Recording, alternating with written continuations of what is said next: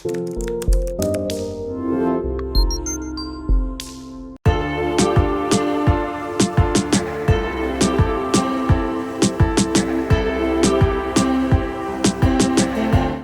দর্শক, সবাইকে স্বাগত জানাচ্ছি মেডিভয়েসের নিয়মিত অনুষ্ঠান 15 মিনিটস উইথ ডক্টর সে।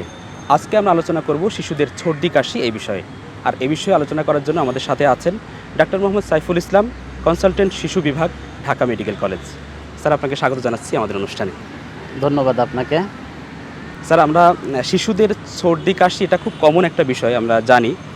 তারপরও বড়দের ক্ষেত্রে যেটা ঘটে আমরা এতটা গুরুত্ব সহকারে অনেক সময় নেই না বা ঠিক হয়ে যায়, কিন্তু শিশুদের বেলায় কিন্তু এই বিষয়টা খুবই গুরুত্ব সহকারে নিতে হয়, কারণ যেহেতু ছোট বাচ্চা, তাদের কষ্টটাও বেশি হয়।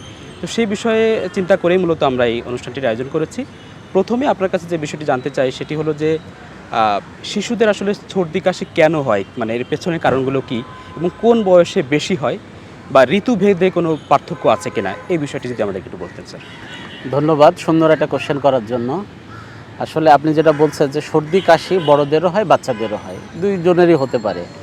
তবে অধিকাংশই দেখা যায় যে বাচ্চাদের মধ্যে এটার প্রবণতা অনেক বেশি বড়দের তুলনায়। কারণ বাচ্চাদের হচ্ছে রোগ প্রতিরোধ ক্ষমতা বড়দের তুলনায় অনেক কম হওয়ার জন্য দেখা যায় যে আমরা দেখি সাধারণত 5 বছরের কম বয়সী বাচ্চাদের মধ্যে সর্দি কাশির হওয়ার প্রবণতা অনেক বেশি থাকে। এদের মধ্যে থেকেও কিছু কিছু বাচ্চা 2 বছরের নিচে এদেরও প্রবণতা আরও বেশি হয়। এদের দেখা যায় কেন হয়, আসলে দেখা যায় যে আমাদের ঋতুর একটা চেঞ্জ থাকে। অনেক সময় শীত প্রধান দেশ যেহেতু আমরা, এই শীতকালেও দেখা যাচ্ছে যে এটার প্রবণতা একটু বেশি থাকে।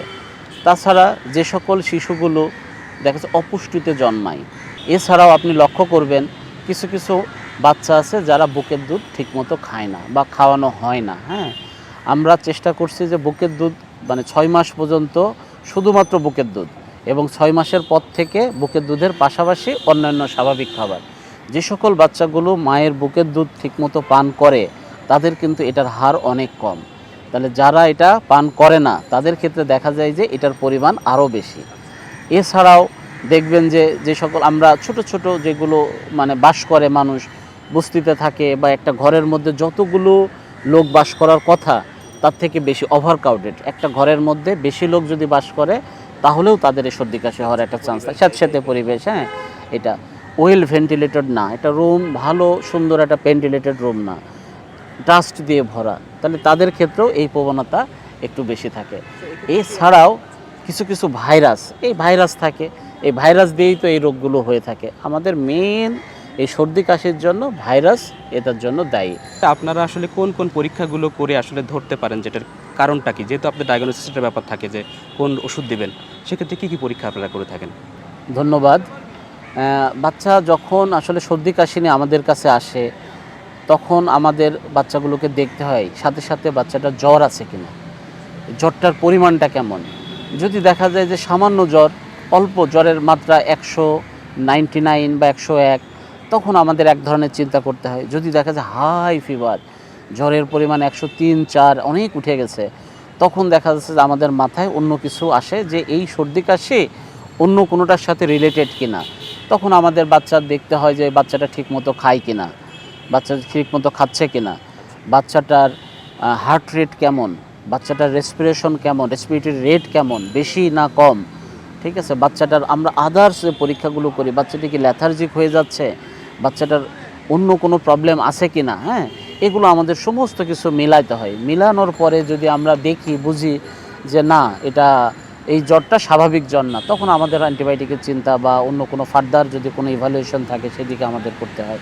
আর যদি দেখা যায় যে সর্দি কাশি ছাড়া বাচ্চা ভালো, প্লেফুল বাচ্চা খাচ্ছে ভালো, বাচ্চা ঘুমাচ্ছে ভালো, খেলাধুলা করে বেড়াচ্ছে, ওর শুধু সর্দি কাশি আছে, সেই ক্ষেত্রে আমাদের এত টেনশন হয় না। তারপরেও দেখা যাচ্ছে যে আমরা তো সবসময় এটা থাকি, তখন আমরা এইটার থেকে কি করে পরিত্রাণ পাই সেগুলো মাকে কাউন্সিলিং করি, এবং সাথে সাথে আর কি হতে পারে হলে আপনি সাথে সাথে আমাদের কাছে আসবেন সেই অ্যাডভাইসগুলো দিয়ে দিই। লক্ষণ দেখে আপনি বলছিলেন যে অনেকগুলো সিমটম দেখে আপনি বোঝার চেষ্টা করেন, এরপরে কি ক্লিনিক্যালি কোনো টেস্টের প্রয়োজন আছে কিনা বা কোনো করা হয় কিনা সেক্ষেত্রে অ্যাডভান্স লেভেলের বোঝার জন্য? ক্লিনিক্যালি বলতে এগুলোই আসলে ক্লিনিক্যালি টেস্ট আর কি। আমাদের তো মানে টেস্টগুলো যদি বলেন আপনার, আমরা প্রথমে মায়ের কাছ থেকে একটা হিস্ট্রি নেই, কি কি শুনি আমরা মায়ের কাছ থেকে, তারপরে পেশেন্টকে এক্সামিন করি। এই এক্সামিনটাই আসলে ক্লিনিক্যালি টেস্ট। হ্যাঁ, এরপরেও কিছু থাকে ল্যাব, মানে আমরা যখন ল্যাবরেটরি এক্সামিনেশন করি সেটা আলাদা। তো দেখা যাচ্ছে এইসব বাচ্চাদের ক্ষেত্রে আমরা সচরাচর ল্যাবরেটরিতে যাই না, আমরা চেষ্টা করি বাচ্চাকে ক্লিনিক্যালি ফাইন্ড আউট করতে যে এটা কি ধরনের, মানে এটা নিউমোনিয়া নাকি সাধারণ সর্দি কাশি না বনকিওলাইটিস বা অন্য কোনো কিছু আছে কিনা। তো এই যেগুলো আমি আগেও বললাম যে বাচ্চাকে আমরা দেখি বাচ্চাটা কেমন, প্লেফুল বেবি কিনা, বাচ্চা হাসে কিনা, বাচ্চা খায় কিনা, বাচ্চার টেম্পারেচার কেমন, বাচ্চাটার হার্ট রেট কেমন, রেসপিরেটরি রেট কেমন, বাচ্চার কোনো শরীরে কোনো র্যাশ আছে কিনা, এগুলো সমস্ত কিছু দেখে যদি আমাদের স্যাটিসফাই হয়ে যে না সর্দি কাশি ছাড়া আর কোনো প্রবলেম নাই, তাহলে আমরা এটাকে ধরেই নিই বাচ্চাটা প্লেফুল বেবি, এটা নর্মাল সর্দি কাশি, এটার কোনো চিকিৎসা লাগবে না। আর যদি এগুলোর পরবর্তীতে যদি কিছু মানে আমরা যদি এগুলো পেয়ে যাই তখন আমাদের অন্য কোনো কিছু। স্যার, আপনি দুটো রোগের নাম উচ্চারণ করেছেন, একটি হলো যে ব্রঙ্কালাইটিস আর একটি হলো নিউমোনিয়া, এইসব দুটো এখন বললেন। তো লক্ষণ দেখে কি বাসায় মা বাবা পরিবার বা আপনারাও আসলে শুরুতে কি বুঝতে পারেন যে এটা আসলে ব্রঙ্কালাইটিস হয়েছে না নিউমোনিয়া হয়েছে? এরকম কি কি লক্ষণ থাকলে আসলে বোঝা যায় যে কোনটা কি? হ্যাঁ, সুন্দর একটা কোশ্চেন। মানে এই ক্ষেত্রে যদি দেখেন আপনি যে একটা বাচ্চার আমরা বনকিওলাইটিস যেগুলো বলি এগুলো ইউজুয়ালি কিন্তু 2 বছরের নিচের বাচ্চাদেরই সম্ভাবনা বেশি হয়, 2 বছরের নিচের, এবং এদের মধ্যে আবার 2 থেকে 6 মাস বয়সী বাচ্চাদের এটার হার পরিমাণটা আরও বেশি। আর নিউমোনিয়াতের পরেও হয়ে থাকে। তাহলে আমার কাছে যদি একটা বাচ্চা 3 বছর বা 4 বছরের একটা বাচ্চা আসে, তার যদি আমরা দেখা চেষ্টা, তখন আমরা কিন্তু বনকিওলাইটিস না বলে নিউমোনিয়ার দিকে চেষ্টা করব। 2 বছরের নিচে যদি হয়ে থাকে তখন আমরা এগুলো করি। বনকিওলাইটিস হচ্ছে এমন একটা, আমরা মানে মনে রাখার জন্য এটা মানে সবাইকেই বলি, মাদেরকে বোঝাই দিই যে একটা বাচ্চা হাসি কাশি বাসি, প্লেফুল বেবি, বাচ্চা হেঁটে মানে খেলে বেড়াচ্ছে, দৌড়ায় বেড়াচ্ছে, কোনো প্রবলেম নাই, বাচ্চাটা শুরু হলো হাসি, তারপরে শুরু হলো কাশি, তারপরে বাসি। বাসি বলতে ওরা যখন শ্বাস নেয় তখন দেখা যাচ্ছে যে এক ধরনের রনকাই, আমরা ওইটাকেই আর কি বলি যে বাসি। হ্যাঁ, একটা শব্দ, বাসির মতো একটা শব্দ হবে। এই 3টা জিনিস যদি পরপর থাকে, কোনো জ্বর নাই, তাহলে আমরা এটাকে বলতে পারি যে এটা বনকিওলাইটিস। এটা মাকে বোঝাই দিয়ে। আর যদি দেখা যায় যে একটা বাচ্চার হাসি আছে, কাশি আছে, সাথে সাথে বাসিও আছে, প্লাস দেখা যাচ্ছে যে হাই গ্রেড টেম্পারেচার, জ্বরের পরিমাণ অনেক বেশি, যেটা নর্মালি প্যারাসিটামল বা আমরা যেটা না বা আপনি যেটা আমরা প্যারাসিটামলই বলি, প্যারাসিটামল দিয়েও এটাকে কমানো যাচ্ছে না, বাচ্চা প্লেফুল না, বাচ্চা খাচ্ছে না, তখনই আমাদের চিন্তা হয় তাহলে কি এটা নিউমোনিয়া। তখনই আমরা বলি যে আর দেরি করবেন না, সাথে সাথে আমাদের কাছে নিয়ে আসবেন। এর মধ্যে দুটোর কথা বলেন, ঝুঁকিপূর্ণ বেশি কোনটা? দুটো কি ঝুঁকিপূর্ণ বা আসলে বা কতটা ঝুঁকিপূর্ণ বাচ্চাদের জন্য এটা? আসলে দুটাই ঝুঁকিপূর্ণ, দুইটার ক্ষেত্রেই মানে কোনোটাকেই ছোট করে দেখার কোনো অপশন নাই। কারণ বনকিওলাইটিস যেটা হয় সেটা অনেকগুলো ফর্ম হয়, একটা মাইল্ড, একটা মডারেট, একটা সিভিয়ার। তাহলে মাইল্ড বনকিওলাইটিস যেটাকে আমি এতক্ষণ ধরে আপনাকে বললাম, এটা দেখা যাচ্ছে যে হাসি কাশি বাসি, আদারওয়াইজ বেবি হেলদি, এটাতে কোনো সমস্যা নাই। কিন্তু এই রোগগুলোই অনেক সময় কি করে, আমাদের রেসপিরেটরি যে ট্র্যাক্টগুলো আছে সেগুলোকে ব্লক করে দেয়, বনকিওলাইটিস অবস্ট্রাকশন করে দেয়। তখন ওই বাচ্চা কি করবে, শ্বাস নিতে পারবে না, তার ফিডিং প্রবলেম হবে, ঘুমাতে পারবে না, শ্বাসও নিতে পারছে না, ঘুমাতে পারছে না, খেতে পারছে না। তাহলে ওই বাচ্চাগুলো তো অবশ্যই আমাকে সিভিয়ারিটি হিসাবে দেখতে হবে। অনেক সময় কি হয়, এই বনকিওলাইটিস থেকে তাদের কনভালশন পর্যন্তও হয়ে থাকে। হ্যাঁ, এই জন্য দেখা যাচ্ছে যে প্রথমে যেটা বলেছি আমরা মাইল্ড ফর্মের যে বনকিওলাইটিস সেগুলোকে আমরা ট্রিট করলে হয়তো এই পর্যায়ে যাবে না। হ্যাঁ, তাহলে আমাদের আবার নিউমোনিয়া, এটা নিউমোনিয়া মানেই তো খারাপ, নিউমোনিয়া যখনই হয়ে যাবে এটার ক্ষেত্রে তার কোনো নাই, অপশন নাই, এটা অ্যান্টিবায়োটিক লাগবেই, তাকে চিকিৎসা করাতেই হবে আর কি। হ্যাঁ, বসে থাকার অপশন নাই। শ্বাসকষ্ট বা অ্যাজমা, এই কাশি সর্দি কাশির সঙ্গে এই শব্দটা চলে আসে অনেক সময়, তো এটা কি আসলে ব্রঙ্কালাইটিস বা ওই ধরনের কারণেই হয় নাকি অ্যাজমা আলাদা কোনো রোগ আসলে? সুন্দর একটা কোশ্চেন বলছেন আপনি, এটা আমাদের আসলে সবাইকে এটা জানতে হবে, বুঝতে হবে। তো সেটা আমি আগেও বলেছি যে অ্যাজমা আমরা ইউজুয়ালি 2 বছরের নিচের বাচ্চাদের সচরাচর বলি না, অ্যাজমাটা আমরা বলি হচ্ছে 2 বছরের পর থেকে। যদি একটা বাচ্চা যদি ফ্যামিলি হিস্ট্রি থাকে, স্ট্রং সাজেস্টিভ ফ্যামিলি হিস্ট্রি, দেখা যাচ্ছে মা বাবার অ্যাজমা আছে, দাদা দাদি নানা নানির অ্যাজমা আছে, তাহলে আমরা 2 বছর আগে তো বলবো না, কিন্তু 2 বছরের পরে আমরা এটাকে বলি। অনেক সময় যদি ফ্রিকুয়েন্টলি অ্যাটাক করে তাহলে আমরা বলি যে এটা অ্যাজমা। তাছাড়া কিছু কিছু অ্যাজমা আছে কাফ ভেরিয়েন্ট অ্যাজমা, শ্বাসকষ্ট নাই, বাচ্চাটা শুধু শুধু কাশে, অনেক কাশি, তাহলে তাদের ক্ষেত্রেও কিন্তু এই অ্যাজমা হয়ে থাকে। তাহলে বনকিওলাইটিসটাই অনেক সময় দেখা যাচ্ছে যে এটা আস্তে আস্তে আস্তে 2 বছরের পরে যখন চলে যায় তখনই এটা অ্যাজমাতে কনভার্টেড অনেক সময় হতে পারে। স্যার, রোগ সম্পর্কে বেশ জানলাম, একটু প্রতিকার সম্পর্কে জানতে চাই যে অনেক সময় যে একটা বাচ্চা বাসায় আছেন, হঠাৎ করে তার সর্দি কাশি হয়ে গেল, সেক্ষেত্রে কি ওই মুহূর্তে ঘরোয়াভাবে আসলে বাবা মায়ের কি ধরনের নিরাময়ের কোনো ব্যবস্থা নেওয়ার সুযোগ আছে কিনা, বা সেগুলো আসলে কি নিলে ভালো হয় যেটা বৈজ্ঞানিকভাবে স্বীকৃত? ধন্যবাদ। সর্দি কাশি হলে যেটা আমি আগেই বলেছি যে বাচ্চাগুলো নাক বন্ধ হয়ে যাবে, ফলে সে শ্বাস নিতে পারবে না। নাকের সাথে মুখেরও একটা সম্পর্ক, সে খেতে চাবে না, খেতেও চাবে না, না খাইলে তো একটু দুর্বল হয়ে পড়বেই। তাহলে আমাদের ঘরোয়াভাবে যদি আমরা এটা চিকিৎসা করতে চাই, তাহলে আমাকে সব সময় মনে রাখতে হবে তাকে নাক পরিষ্কার করে দিতে হবে।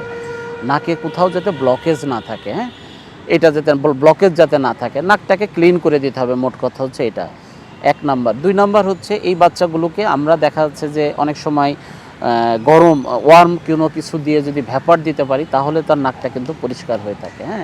তাহলে আমাদের নাকটা পরিষ্কার করাই, এই বাচ্চাগুলোকে ফ্রিকুয়েন্টলি যদি আমরা ফিডিং দিতে পারি, ঠিকমতো খাবার দিতে পারি, তাহলে দেখা যাচ্ছে যে ঘরোয়াভাবে, তাছাড়া আমরা ঘরোয়াভাবে এটা চিকিৎসা করতে পারি। তাছাড়াও আমাদের এটা মাথায় রাখতে হবে যে একটা বাসাতে আমাদের ওয়েল ভেন্টিলেটর রাখতে হবে। যখন বাচ্চাদের সর্দি কাশি হয়, পরিষ্কার পরিচ্ছন্নতা এটা রাখতে হবে। আপনি আগেও বলেছেন স্যাঁতস্যাঁতে পরিবেশ, ঘরের মধ্যে যদি সূর্যের আলো না আসে, স্যাঁতস্যাঁতে পরিবেশ থাকে, তাহলে তো অ্যালার্জি ডাস্ট থেকে তো আলটিমেটলি তাদের সর্দি কাশি হবেই।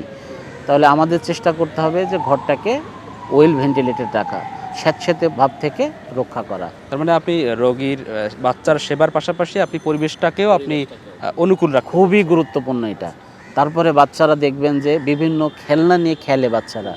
এই খেলনাগুলোর কিছু কিছু খেলনা আছে, মানে ওঠে, ওটা কি বলে, লোম পশমের মতো যেগুলো ওঠে না থাকে, এগুলো তো প্রচুর ডাস্ট থাকে। এই বাচ্চাগুলো যদি ফ্রিকুয়েন্টলি নাকে নেয়, মুখে নেয়, তাহলে দেখা যাচ্ছে যে তাদেরও কিন্তু এই সর্দি কাশি ঠান্ডা এগুলোতে থাকে, ওহার থাকে। তারপরে আমাদের দেখেন ঘরের মধ্যে ম্যাট থাকে, এই ম্যাটগুলো কিন্তু পরিষ্কার হয় না, অনেক দিন পরিষ্কার হয় না। তাহলে এই ম্যাটও কিন্তু আমাদের হচ্ছে অ্যালার্জির জন্য একটা উৎস আর কি। স্যার, আপনি নাক বন্ধ হওয়ার কথা বলছিলেন, এর পাশাপাশি আমি অনেক সময় দেখে থাকি যে কোনো একটা বাচ্চা হঠাৎ করে কাশি শুরু হয়েছে, তো কাশছেই, মানে একেবারে দম বন্ধ হয়ে যাচ্ছে কাশতে কাশতে, এবং এক পর্যায়ে বমি করেও দেয়, এ ধরনের ঘটনা ঘটে। তো সেই ক্ষেত্রে আসলে তাৎক্ষণিকভাবে যদি সহজে হাসপাতালে নিয়ে যাওয়ার সুযোগ না থাকে, বাসায় আসলে কি করা যেতে পারে এই কাশিটা বন্ধ করার জন্য বা বমি করার জন্য? বাসায় কী ব্যবস্থা নেওয়া যেতে পারে? ধন্যবাদ। এটা সবসময় হয়ে থাকে, মাদের একটাই কমপ্লেন থাকে, আমার বাচ্চা বমি করে। তখনই আমরা যখন জিজ্ঞেস করি যে আসলে সে কীভাবে বমি করে, তখন বলে যে কাশি শুরু হয়, কাশতে কাশতে কাশতে একসময় বমি করে ফেলে।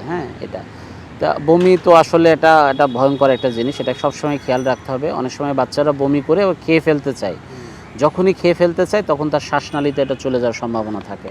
তাহলে শ্বাসনালীতে এমনি তার ঠান্ডা কাশি, আবার যদি শ্বাসনালীতে বমি রেসপিরেট হয়ে যায়, তাহলে দেখা যাচ্ছে যে আস্তে আস্তে তার শ্বাসকষ্ট আরও বেড়ে যেতে পারে, নিউমোনিয়া হতে পারে। তাহলে এই ক্ষেত্রে আমাদের সব সময় চেষ্টা করতে হবে যে যখনই একটা বাচ্চা বমি করবে, মাকে আমরা বোঝাইও দিই, বলেও দিই, বাচ্চাটাকে সাথে সাথে এক কাত করে দিবেন এবং মুখের মধ্যে যদি কোনো বমি থেকে থাকে, তাহলে সেটাকে আপনি আস্তে আঙ্গুল দিয়ে এটাকে বের করে দেবেন এবং এক কাত করে রাখবেন, কখনো চিৎ করে শোয়াবেন না। এই সময় কিছু খাওয়ানোর দরকার নাই। আর যদি পারা যায় বাচ্চাটাকে ওই সময় এটা পজিশনটাকে চেঞ্জ করতে হবে, যেটাকে আমরা বলি যে এটা প্রন পজিশন, এটা পপটা পজিশন, অর্থাৎ সে একটু বালিশটা যদি শোয়াই থাকে, বালিশটা একটু উঁচু করে মাথাটাকে উঁচু করে রাখবে, ঠিক আছে? মাথাটা একটু উঁচু করে রাখলে অনেক সময় এই কাশিটা একটু রিলিভ হয়ে থাকে। আর যদি বেশি কাশি হয় তাহলে তো সে ডাক্তারের শরণাপন্ন তো হতেই হবে। স্যার, নাক পরিষ্কার করার ক্ষেত্রে নর্সল ব্যবহারটা অতি প্রচলিত, আপনারা একটা পরামর্শ দেন। হঠাৎ বাসায় যদি না থাকে, সেক্ষেত্রে ন্যাচারাল কোনো ওয়ে কি আছে নাক পরিষ্কার করার ক্ষেত্রে, বা ড্রপার, ন্যাচারাল কোনো কিছু? নর্সল তো এটা আপনি তো জানেন, এটা একটা মানে পানি সাথে কিছু মানে লবণ আছে, লবণ পানির একটা মিশ্রণ, এটা এছাড়া আর কিছু না। এটা কিছুই না। এখন আমরা বাসাতে তো আমাদের পরিষ্কার পানি থাকেই। তাহলে আমি যদি দেখি যে ভালো মানে একটা বাচ্চার এখনই নাকের মধ্যে কোনো অবস্ট্রাকশন হয়ে আছে, যেটা আমি কোনো কারণে টেনে আনতে পারছি না, তাহলে আমরা নর্মাল যে ভালো পানি আছে, পরিষ্কার ফুটানো পানি আছে, যদি আমরা মনে করি এর মধ্যে 1 ফোঁটা 2 ফোঁটা লবণ দিয়ে ওকে আমরা পরিষ্কার করতে পারি, অথবা আমরা এই পানিটাই ভিতরে দিয়ে ওটাকে নরম করে আমরা এটা বের করে নিয়ে আসতে পারি।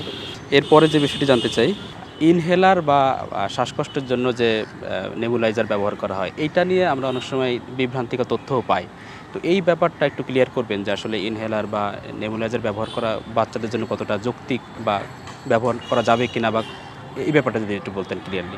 এই কোশ্চেন মানে আমরা ফেস করতে করতে একেবারে অস্থির হয়ে গেছে যে বাচ্চাকে কোনো কারণে যদি আমরা ইনহেলার প্রেসক্রাইব করি, মার তো আকাশ থেকে পড়ে আমার বাচ্চা কি ইনহেলার, তাহলে তো সারা জীবনের জন্য তাকে ইনহেলার নিতে হবে। হ্যাঁ, মানে এটা ইনহেলারের কথা বললে বা নেবুলাইজারের কথা বললে সাথে সাথে না ডাক্তার এইটা বাদে আমাকে অন্য কিছু প্রেসক্রাইব করেন, মানে এটা নিলে বোঝা যায় যে এটা সারা জীবনের এবার একটা সোয়াসে একটা ভাব এটা থেকে আরেকজনের হতে পারে।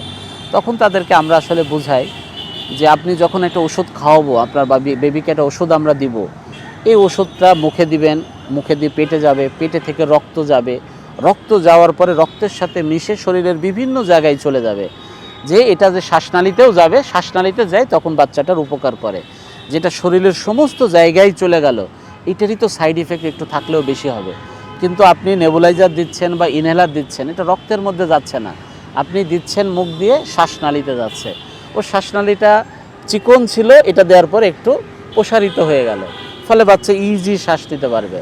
তাহলে এটা খুব র্যাপিড একটা মেথড, খুব তাড়াতাড়ি এটা করা যায়। তাহলে বলেন আপনি যে আপনার কোনটা আপনার জন্য ভালো, এটা ওই যেটা রক্তের মধ্যে যাচ্ছে সাইড ইফেক্ট হতে পারে অনেক কিছু, সেটা ভালো, না যেটা রক্তের মধ্যে যাচ্ছে না বাইরে থেকে আপনার বাচ্চাকে সাথে সাথে রিলিভ করছে, কোনটা ভালো? তখন তারাই আবার অপশান দেয় না স্যার এটাই দেন, এটাই ভালো আর কি। হ্যাঁ, আমাদের মধ্যে একটা ভ্রান্ত ধারণা আছে নেবুলাইজার বা ইনহেলার এটা ইউজ করলে বুঝি আর এটা ছাড়া যাবে না। তো আমার মনে হয় যে প্রতি বাচ্চা বা শিশু যে বাসায় আছে তাদের বাসায় একটা নেবুলাইজার রাখা উচিত। অবশ্যই এটা এখন তো বিশেষ করে এখন যে সিচুয়েশন এসেছে করোনা, এই করোনা কালে তো আমাদের আসলে মানে সবারই এটা লাগে, এটা লাগলে ইমার্জেন্সি রাত 1টা 2টা যখনই হোক আমরা যদি একটু বাচ্চা যদি থাকে তাহলে আমরা একটু নেবুলাইজ করলে সে শ্বাসকষ্ট থেকে রিলিফ পেল। তো রিমোট এরিয়ার কথা উল্লেখ করেই কিন্তু আমরা বারবার প্রশ্নগুলো করি, কারণ শহর অঞ্চলে হয়তো হাতের কাছে ডাক্তার পাওয়া যায়, হসপিটাল পাওয়া যায়, কিন্তু গ্রামে একটা বাচ্চা অসুস্থ হয়ে গেলে তাকে কিন্তু ডাক্তারের কাছে নিয়ে যাওয়া কিন্তু বেশ সময় সাপেক্ষ ব্যাপার হয়। অনেক সময় শ্বাসকষ্ট থেকে অ্যাকিউট অ্যাটাক হয়ে যায়, এই ব্যাপারগুলো আপনাদের কাছে আসে কিনা তথ্যগুলো? সেক্ষেত্রে আসলে ওই গ্রামের বাচ্চাটি বা দূরে যারা আছে তারা আসলে কি করতে পারে এই শ্বাসকষ্ট থেকে যদি অ্যাকিউট কোনো অ্যাটাক হয়ে যায় বা সে খুবই প্রবলেমে পড়ে গেছে বাচ্চাটা, পরামর্শ কি আপনাদের? ধন্যবাদ। মানে আমাদের সব সময় মনে করতে হবে যে অ্যাকুট কোনো যদি শ্বাসকষ্ট যদি অ্যাটাক হয় তাহলে আমরা এটাকে বলি হচ্ছে এবিসি, এয়ারওয়ে ব্রিদিং সার্কুলেশন। প্রথমে আমাকে এটা মেনটেন করতে হবে।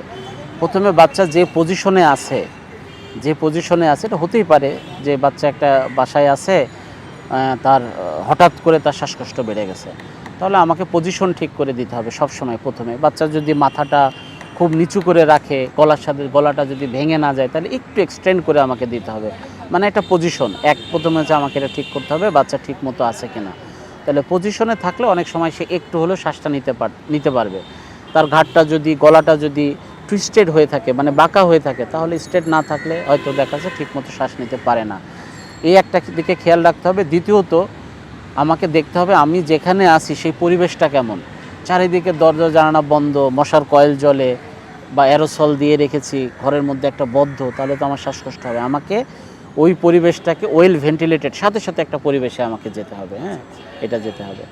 যদি বাচ্চার নাকে কোনো অবস্ট্রাকশন থাকে, আগেই বলেছি যে সর্দি এসে ওটা ব্লক করে দিতে পারে, তাহলে এই অবস্ট্রাকশন যদি থাকে আমাকে অবস্ট্রাকশনগুলোকে রিলিভ করতে হবে।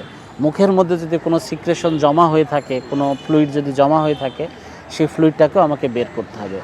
বের করে যত দ্রুত সম্ভব হয়, আপনি যেটা বললেন একটু আগে বাসায় নেবুলাইজার মেশিন থাকলে ভালো হয়, তাহলে এই ক্ষেত্রে যদি নেবুলাইজার মেশিন থাকে তাহলে খুব তাড়াতাড়ি তাকে একটা নেবুলাইজ করে আমরা সাথে সাথে এই বাচ্চাটাকে হাসপাতালে নিতে পারি। এই ক্ষেত্রে বাচ্চাটার যে মানে একটা ক্ষতি হওয়ার একটা সম্ভাবনা অনেক কম থাকবে।